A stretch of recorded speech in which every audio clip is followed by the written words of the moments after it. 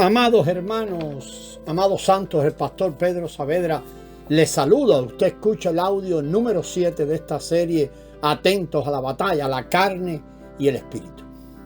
El apóstol Pablo llegó a la conclusión de que debemos andar en el espíritu. Eso es lo que nos dice en Romanos 8:4. Andar equivale a conducirnos, a caminar, a vivir, junto con todo lo que decimos y hacemos. Nuestro vivir, nuestro ser y todo lo que decimos y hacemos tiene que estar en conformidad con el Espíritu. Tenemos que andar de acuerdo con el Espíritu, de acuerdo con el que vive en nosotros. Este es el andar cristiano según la Escritura. Ya no tenemos libertad. El andar cristiano no radica en que si un asunto es correcto o incorrecto, o en amar o en odiar o en ayudar. No radica en esto. Es un asunto de andar de acuerdo con el Espíritu.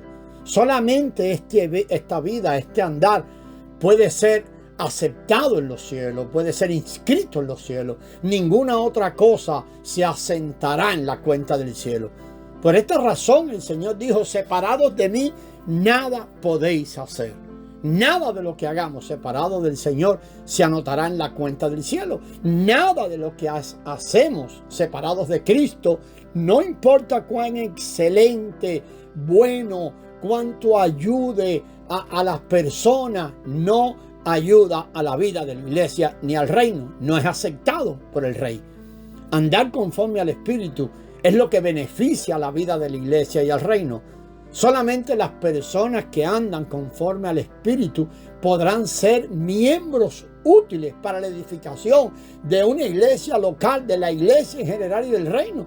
Si no tenemos un andar así, tarde o temprano seremos un problema para nuestra iglesia local.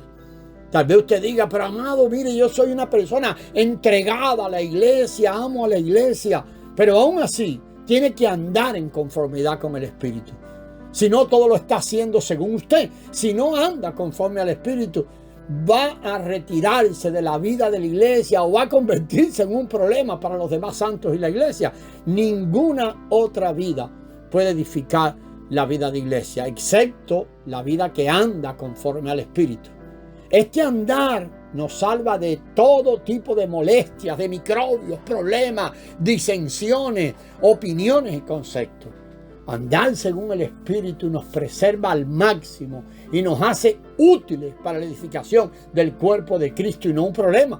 Solo hay una vida y un andar que puede edificar la iglesia. Esa vida es Cristo y ese andar es andar en conformidad con Él, en el Espíritu.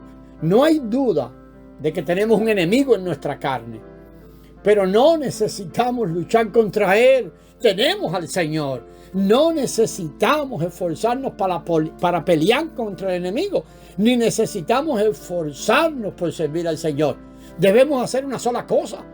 Pablo nos dice claramente esta cosa: es andar conforme al Espíritu. Si andamos según el Espíritu, el enemigo no podrá hacer nada. Por eso todo su esfuerzo va en movernos de andar en el Espíritu.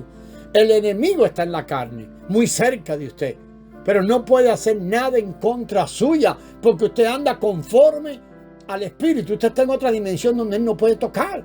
Este andar espontáneo es la adoración, el servicio y la obra que ofrecemos al Señor en el Espíritu. La vida cristiana y la vida de iglesia es una vida en la cual uno anda conforme al Espíritu. Tenemos la carne y también tenemos el maravilloso Espíritu Divino, que ahora es un espíritu mezclado en el que moran Cristo, el Espíritu y la gracia de Dios. Tenemos, amado, ese dulce y maravilloso Espíritu que es el que tenemos y podemos aplicar en nuestro vivir diario. Vamos a mirar allí ahora, en el capítulo 8 de Romanos, tres aspectos principales de Cristo allí. La primera cosa que queremos mirar es que Cristo condena el pecado en la carne.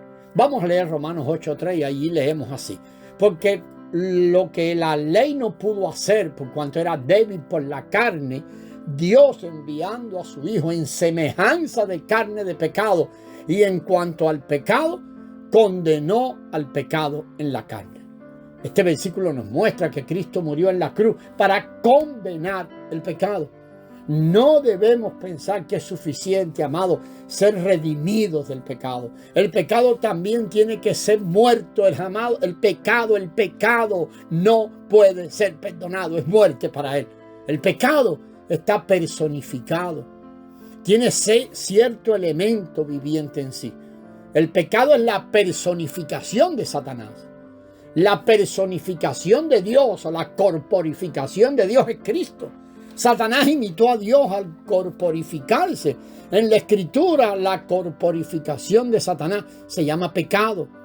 En Romanos 7, el pecado es una persona, así lo describe el apóstol Pablo. Habla de morar y de todas esas cosas en él. El pecado, la corporificación de Satanás, habita dentro de nosotros. Nos mata, nos derrota, nos domina.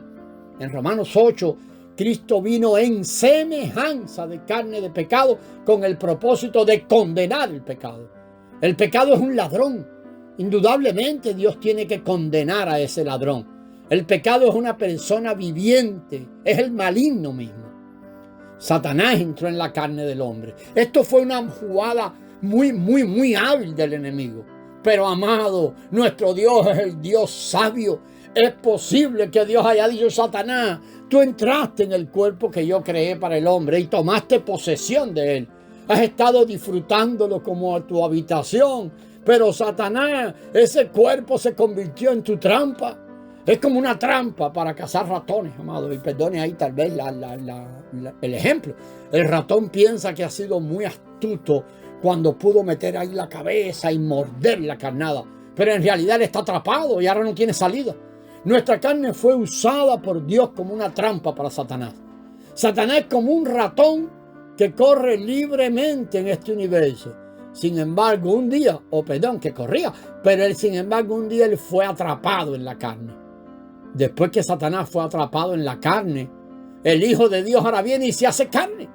Nosotros diríamos que la palabra se hizo hombre y que Dios fue manifestado en un hombre. Pero la Escritura no dice eso. ¿Sabe lo que la Escritura dice en Juan 1:14? El Verbo se hizo carne. Y en 1 Timoteo 3:16 dice que Dios se manifestó en la carne. Satanás tomó la carne como morada, pero el Señor vino y llevó esta habitación, la carne, a la cruz. Dios condenó el pecado personificado, haciéndose carne y llevando la carne a la cruz. Por la muerte en la cruz, Dios destruyó al diablo. Hebreos 2:14. Satanás instigó a los judíos y a los soldados romanos a clavar a Cristo en la cruz. Pero cuando hizo esto, ayudó a clavar en la cruz su propia morada, la carne. Quedó sin morada. Él no se daba cuenta de que estaba haciendo esto. Ayudaba al Señor a matarlo a él. Satanás estaba en la carne y Cristo crucificó la carne en la cruz para destruir al diablo. Aunque la Escritura dice que Cristo se hizo carne, debemos comprender que según la Escritura, Él solamente tenía la semejanza de carne de pecado. Eso es lo que dice Romanos 8:3. No tenía el pecado en la carne, como leemos en 2 de Corintios 5:21, Hebreos 4:15. Juan 3:14, allí se nos dice que Cristo fue levantado en la cruz como una serpiente. No como una serpiente venenosa, sino como una serpiente de bronce. La serpiente de bronce tenía la misma forma de la serpiente venenosa, pero ya no tenía veneno. Cristo tenía la semejanza de la carne de pecado. La Biblia nos dice que cuando Él fue crucificado, nosotros también fuimos crucificados con Él. Gálatas 2:20, la primera parte de ese maravilloso versículo. También debemos darnos cuenta de que aún Satanás fue clavado con Él en la cruz. Cuando Cristo estaba colgado en la cruz, a los ojos de Dios, Él no tenía solamente la forma de hombre, sino también la forma de una serpiente. La serpiente y el hombre se hicieron uno. Por consiguiente, tener forma de hombre es tener forma de serpiente, y allí terminaron en la cruz.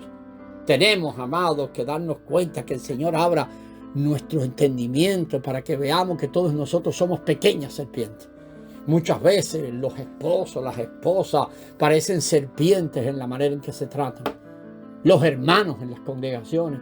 El Señor reprendió a los fariseos llamándoles serpiente y cría de víbora. Mateo 23:33. El Señor Jesús no solamente tomó nuestro lugar en la cruz para redimirnos y pagar el precio de nuestros pecados, sino que también murió allí por nosotros. Cuando Él murió con nosotros, también Satanás murió allí. El Señor murió en la cruz con la naturaleza humana y de esta manera destruyó al diablo. Todos tenemos que alabar al Señor por su soberana sabiduría.